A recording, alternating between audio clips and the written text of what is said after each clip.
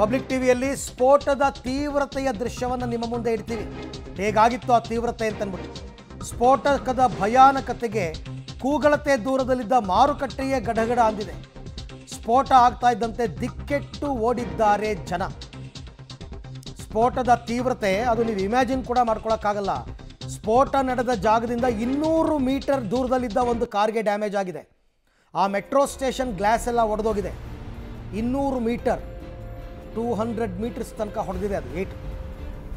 ದೂರದಲ್ಲಿ ಒಂದು ಕಾರ್ ನಿಂತಿದ್ದ ಗಾಜು ಮತ್ತು ಆ ಮೆಟ್ರೋ ಸ್ಟೇಷನ್ ಗಾಜು ಎಲ್ಲ ಡ್ಯಾಮೇಜ್ ಆಗಿರ್ತಕ್ಕಂಥದ್ದು. ಜನ ದಿಕ್ಕಾಪಾಲಾಗಿ ಓಡಿದ್ದಾರೆ. ಈ I-20 ಕಾರ್ ಸುತ್ತಮುತ್ತಿದ್ದ ಕಾರ್ಗಳು ಕೂಡ ಛಿದ್ರವಾಗೋಗಿದೆ.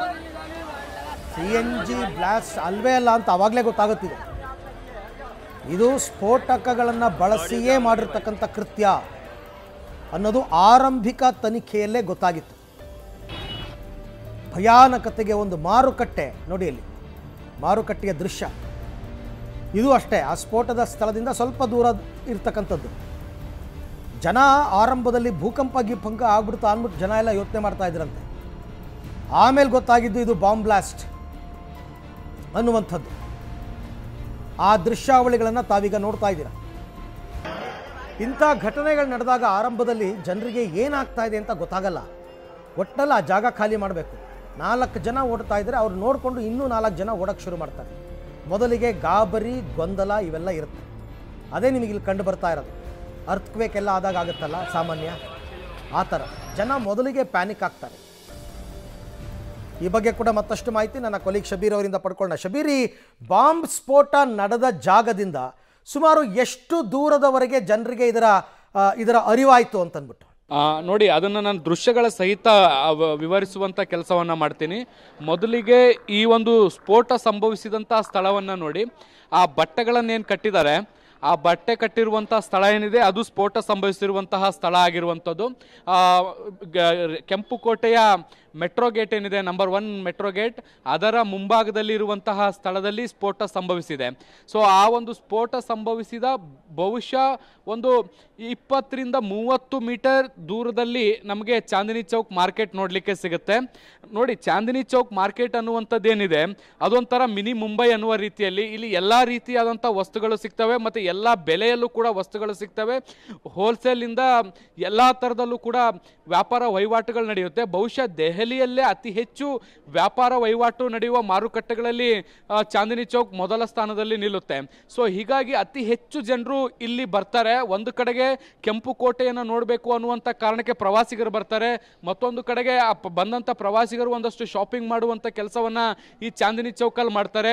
ಅದ್ರ ಜೊತೆಗೆ ಕೆಲವೊಂದಿಷ್ಟು ಮಂದಿರಗಳು ಕೂಡ ಇಲ್ಲಿರುವಂಥದ್ದು. ಇಲ್ಲೊಂದು ಜೈನ ಮಂದಿರ ಇದೆ. ಚಾಂದಿನಿ ಚೌಕ್ ಮಾರ್ಕೆಟ್ನಿಂದ ಒಳಗಡೆ ಹೋದರೆ ಅಲ್ಲೊಂದು ಗುರುದ್ವಾರ ಸಿಗುತ್ತೆ. ಹೀಗಾಗಿ ಕೆಲವೊಂದಿಷ್ಟು ಧಾರ್ಮಿಕ ಕ್ಷೇತ್ರಗಳು ಕೂಡ ಇದ್ದಾವೆ. ಈ ಸರೌಂಡಿಂಗ್ ಅಂದರೆ 40 ರಿಂದ 50 ಮೀಟರ್ ಪ್ರದೇಶ ಏನಿದೆ ಇದು ಅತಿ ಹೆಚ್ಚು ಜನನಿಬಿಡ ಪ್ರದೇಶ ಆಗಿರುವಂಥದ್ದು. ಮತ್ತು ನೋಡಿ, ಇಲ್ಲಿ ಈ ಭಾಗದಲ್ಲಿ ಒಂದು ಸಿಗ್ನಲ್ ಕೂಡ ಇದೆ.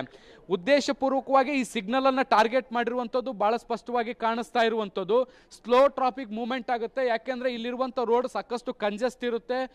ಸಾಮಾನ್ಯ ದಿನಗಳಲ್ಲಾದರೆ ಅರ್ಧ ರಸ್ತೆಗೆ ಕಾರ್ಗಳ ಪಾರ್ಕಿಂಗ್ ಆಗೋಗಿರುತ್ತೆ. ಹೀಗಾಗಿ 1 ಅಥವಾ 2 ವೆಹಿಕಲ್ಗಳು ಮೂವ್ಮೆಂಟ್ ಆಗುವಂಥ ಸ್ಥಳ ಮಾತ್ರ ಇರುತ್ತೆ. ಸೊ ಯಾವಾಗಲೂ ಟ್ರಾಫಿಕ್ ಏನಿದೆ ಅದು ಸ್ಲೋ ಮೂವಿಂಗಲ್ಲಿ ಇರುತ್ತೆ. ವಾಹನಗಳು ಬಹಳಷ್ಟು ನಿಧಾನವಾಗಿ ಚಲಿಸ್ತಾ ಇರ್ತವೆ.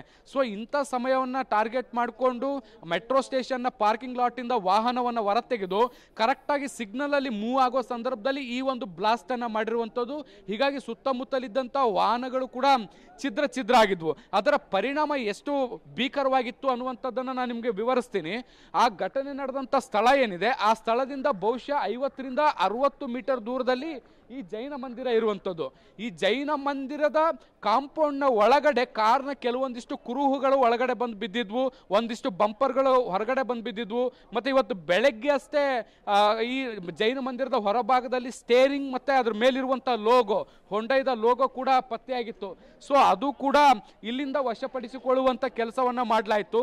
ಅಂದರೆ ಅದರ ಭೀಕರತೆ ಎಷ್ಟಿತ್ತು ಅನ್ನುವಂಥದ್ದನ್ನು ನಾವು ಅಂದಾಜು ಮಾಡ್ಕೋಬೇಕು. ಸರಿಸುಮಾರು 100 ಮೀಟರ್ 200 ಮೀಟರ್ಗೂ ದೂರಕ್ಕೆ ಕೆಲವೊಂದಿಷ್ಟು ವಸ್ತುಗಳು ಚಿಮ್ಮಿ ಹೋಗಿದ್ದಾವೆ. ಇದ್ರ ಜೊತೆಗೆ ಇನ್ನೊಂದು ಪ್ರಮುಖವಾದಂಥ ಸಂಗತಿ ಏನಂದರೆ, ನಿನ್ನೆ ರಾತ್ರಿ ನಾವು ಈ ಸ್ಥಳಕ್ಕೆ ಬಂದಂಥ ಸಂದರ್ಭದಲ್ಲಿ ಮಾಂಸದ ಚೂರುಗಳು ಕೂಡ ಅಲ್ಲಲ್ಲಿ ನೋಡಲಿಕ್ಕೆ ಸಿಕ್ತು. ಛಿದ್ರವಾದಂತಹ ಮಾಂಸದ ಚೂರುಗಳು ಕೂಡ ಇತ್ತು. ಆ ರೀತಿಯಾದಂಥ ಸ್ಫೋಟದ ತೀವ್ರತೆ ಇತ್ತು. ಈ ತೀವ್ರತೆ ಹೆಚ್ಚಾಗ್ತಾ ಇದ್ದಂತೆ ಜನರು ಪ್ಯಾನಿಕ್ ಆದ್ರು, ಅಲ್ಲಿಂದ ಕಾಲ್ಕಿತ್ತುವಂತ ಕೆಲಸವನ್ನು ಕೂಡ ಮಾಡಿದ್ರು. ಸದ್ಯಕ್ಕೆ ಹಿರಿಯ ಅಧಿಕಾರಿಗಳು ಕೂಡ ಈಗ ಬರ್ತಾ ಇದ್ದಾರೆ. ಇಲ್ಲಿ ನೋಡ್ಬೋದು ದೃಶ್ಯಗಳಲ್ಲಿ ಒಬ್ಬರಾದಂತೆ ಒಬ್ರು ಬ್ಯಾಕ್ ಟು ಬ್ಯಾಕ್ ಈ ಒಂದು ಘಟನಾ ಸ್ಥಳವನ್ನು ತಲುಪುವಂತ ಕೆಲಸವನ್ನ ಮಾಡ್ತಾ ಇದ್ದಾರೆ. ಇಲ್ಲೆಲ್ಲವೂ ಕೂಡ ತಪಾಸಣೆಗೆ ಒಳಪಡಿಸುವಂತ ಕೆಲಸವನ್ನ ಕೂಡ ಮಾಡ್ತಾ ಇದ್ದಾರೆ. NIA ಅಧಿಕಾರಿಗಳಾಯ್ತು, IB ಆಯ್ತು, FSL ಆಯ್ತು, ನಿನ್ನೆ ಏನು ATS ಬಂದಿದ್ರು, ಹೀಗೆ ಬೇರೆ ಬೇರೆ ಏಜೆನ್ಸಿಗಳ ಅಧಿಕಾರಿಗಳು ಕೂಡ ನಿರಂತರವಾಗಿ ಭೇಟಿ ಕೊಡ್ತಾ ಇದ್ದಾರೆ. ಅರವಿಂದ್, ರೈಟ್, ಹಾಗೆ ಸಂಪರ್ಕದಲ್ಲಿರಿ ಶಬೀರ್, ನಿಮ್ಮ ಜೊತೆ ಮತ್ತೆ ಮಾತನಾಡ್ತೀವಿ.